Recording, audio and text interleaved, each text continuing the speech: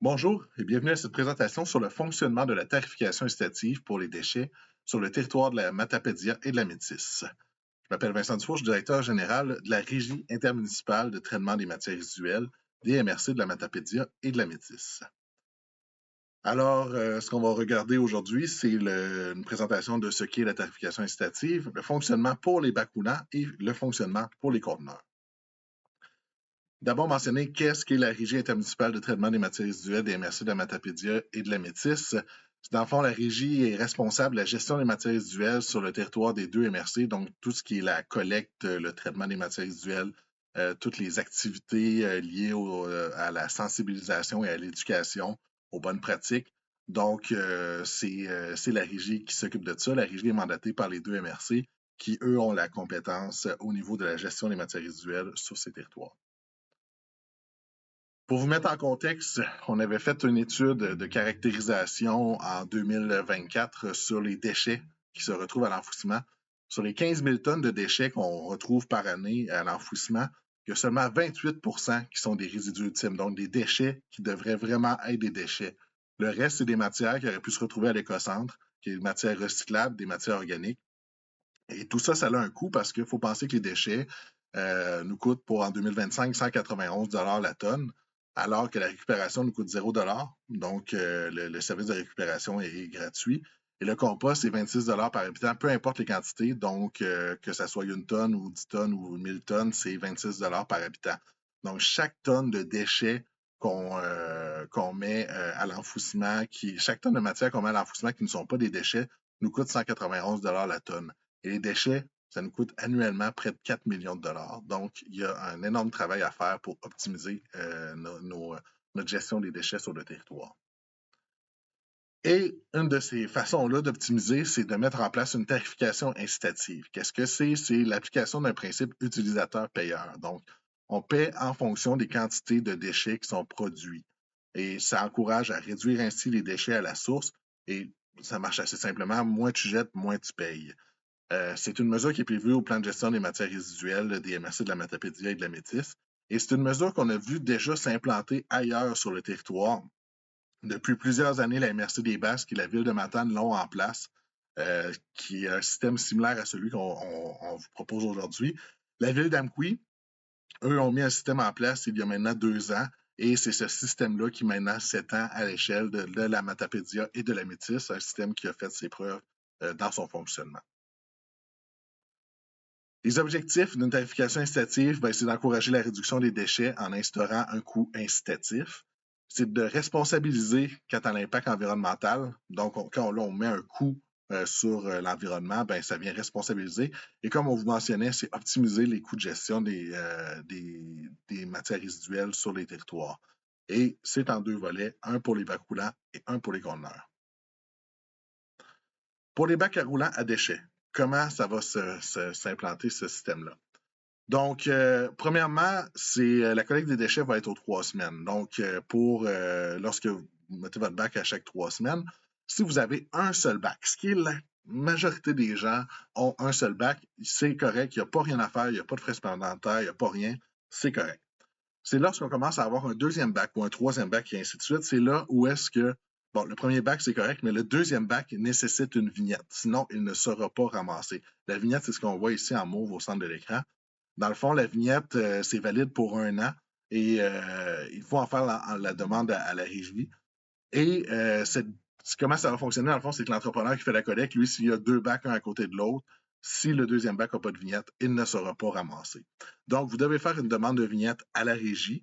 Une fois que nous, on reçoit la demande, on traite ça, on vous envoie ça par la poste ou sinon, vous pourrez aller le chercher au bureau municipal et vous allez pouvoir apposer la collecte sur votre deuxième bac. Et ça, à chaque année. Et lorsque c'est payant, dans le fond, il y a une facturation sur votre compte de taxes. Donc, c'est simple que ça. La façon dont ça va fonctionner, en fait, pour la vignette, c'est que lorsque vous la recevez, vous nettoyez un peu votre bac et puis vous la collez. Et les vignettes sont bonnes pour 1 an. Donc, ça débute au 1er janvier jusqu'au 31 décembre de l'année. Et c'est à mentionner, c'est uniquement pour les bacs à déchets. Ça ne couvre pas ça ne touche pas le bac brun et le bac bleu, qui, eux, vous pouvez en mettre 2, 3 au chemin, ça n'est pas problématique. Il y a des exemptions au niveau de la vignette, évidemment, parce que il y a des cas particuliers qui fait qu'il va y avoir deux bacs, même si c'est pas même si c'est pas un excès de déchets. Les immeubles à logement, par exemple, où est-ce qu'il va souvent avoir plusieurs bacs un à côté de l'autre, donc il va y avoir automatiquement des vignettes qui vont être envoyées aux immeubles à logement. Certains immeubles également avec où est-ce qu'il y a un commerce ou il y a une ferme avec un usage résidentiel commercial, que les deux payent leurs taxes et utilisent la même entrée. Donc, ces gens-là, ceux qu'on a répertoriés, vont avoir une deuxième vignette automatiquement. Si jamais vous ne recevez pas de vignette, faites-en la demande. Les cul-de-sac, les sens uniques ou les bacs doivent tous être mis du même côté. Donc, évidemment, on va se retrouver avec des bacs un à côté de l'autre. C'est un des cas où des vignettes vont être envoyées automatiquement. Et il y a certaines municipalités qui ont pris la décision d'offrir des vignettes automatiquement selon certains critères, dont des familles nombreuses, des organismes à but non lucratif, des garderies, etc. C'est variable d'une municipalité à l'autre. On vous invite à vous informer si jamais vous n'aviez pas reçu de vignette automatiquement. Mais sinon, dans le formulaire, on vous demande ce genre d'informations-là. Et si votre municipalité, pour eux, c'est une exemption, vous allez recevoir la vignette gratuitement. Ce ne sera pas sur votre compte de taxes. Les prix des vignettes restent fixes à l'année, donc de janvier à septembre, puis deviennent moitié prix si par exemple, vous déménagez et que vous êtes en octobre pour les 3 derniers mois.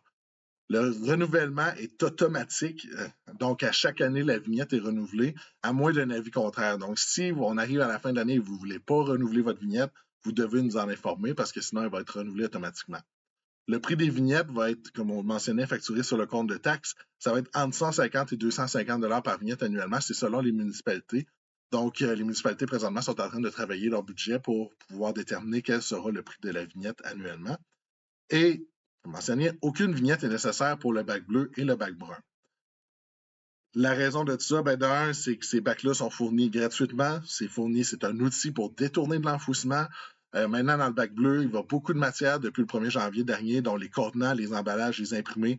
Donc, si c'est un contenant, peu importe le contenant, si c'est un emballage, peu importe l'emballage, ou si c'est du papier imprimé, ça va dans le bac bleu. Donc, et au niveau du bac brun, également, lui aussi, aucune limite au niveau des résidus alimentaires, donc, et des résidus de désherbage et de tout ce qui est papier, carton souillé. Ce qui fait qu'à la fin, dans le bac à déchets, il ne reste plus beaucoup de choses. Donc, si on utilise bien les deux premiers bacs, il ne reste plus beaucoup de choses. Si jamais vous avez une grande famille ou autre qui fait que votre bac bleu déborde tout le temps, ce qui fait que vous devez mettre des matières dans le bac à la poubelle, vous pouvez faire la demande à la régie pour avoir un second bac, un second bac bleu, même chose pour le bac brun. Il y a beaucoup de gens sur le territoire de la Matapédia et de la Métis qui se sont prévalus de ça parce qu'effectivement, on est conscient que le bac à récupération, maintenant, se remplit très, très, très rapidement. Donc, n'hésitez pas, si vous avez des besoins, à nous faire une demande pour avoir un second bac bleu. Au niveau des conteneurs à déchets, là, on rentre dans le commercial. Au niveau des conteneurs à déchets, tous les ajouts de conteneurs, modifications de fréquence de collecte doivent passer par la régie, donc vous devez nous informer. Et la tarification va se faire selon la taille et la fréquence de collecte. Donc, plus un conteneur est gros, plus un conteneur est ramassé souvent, plus les coûts vont être élevés. Et ça va être via le compte de taxes, avec un ajustement au compte de taxes en juillet et décembre. Et sinon, ça va être la facturation complémentaire qui va se faire, mais ça va passer vraiment via le compte de taxes. Donc, on a mis un exemple ici de dire la tarification va ressembler à quoi. Donc, si par exemple le coût pour un 2 VH3 est de 34,44 $ par collecte, si vous avez 26 collectes dans l'année, donc aux 2 semaines, ça va être 895 $. Si vous êtes à la semaine, 1700. Donc, ça va être variable d'une municipalité à l'autre. C'est le formulaire qu'on a fourni aux municipalités pour le calcul. Donc, c'est vraiment en fonction de la grosseur de votre conteneur et du nombre de collectes que vous avez dans l'année. Ça va avoir un impact sur le coût de votre collecte. Donc, voilà pour la tarification incitative. Si vous avez des questions, n'hésitez pas à nous rejoindre. Vous pouvez aller voir sur notre site web écorige.ca. Vous pouvez nous envoyer par courriel info@écorige.ca, par téléphone au 1-800-631-2924. Et on vous invite à nous suivre sur notre page Facebook Matières résiduelles MRC de la Matapédia et de la Métis, où est-ce qu'on met beaucoup d'informations et on tient à jour par rapport à ce qui se passe au niveau de la gestion de matières résiduelles sur les territoires de la Matapédia et de la Métis.